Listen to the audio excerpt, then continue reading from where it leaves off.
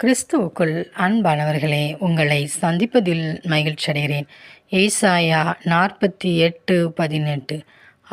என் கற்பனைகளை கவனித்தாயானால் நலமாயிருக்கும். அப்பொழுது உன் சமாதானம் நதியைப் போலும், உன் நீதி சமுத்திரத்தின் அலைகளைப் போலும் இருக்கும். பிரியமானவர்களே, தேவனாகிய கர்த்தர் அவர் நம் இந்த உலகத்திலே வாழ்வதற்கு நமக்கு கட்டளைகளையும் கற்பனைகளையும் கொடுத்திருக்கிறார். அந்த கற்பனைகளை கவனித்தாயானால் நலமாயிருக்கும். அப்பொழுது நம் வாழ்விலே சமாதானம் நதியைப் போலும், உன் நீதி சமுத்திரத்தின் அலைகளைப் போலும் இருக்கும் என்று கர்த்தர் சொல்கிறார். நம் ஒவ்வொருடைய வாழ்விலே அவருடைய கற்பனைகளையும் கட்டளைகளையும் கை கொண்டு தேவன் நமக்கென்று வைத்திருக்கிறதான அந்த சமாதானத்தை நாம் அவரிடத்திலிருந்து பெற்றுக்கொள்வோம்.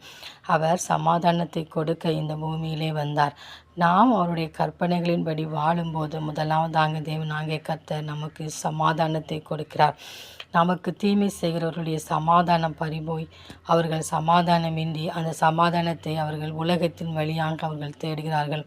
ஆனாலும் நாம் நம் தேவனாகிய கர்த்தரின் வழியாகவே அந்த சமாதானத்தை தேடும்போது அவர் நம்முடைய வாழ்விலே அவர் ஒவ்வொரு நாளும் பரம தகப்பனாய் கடந்து வருகிறார்.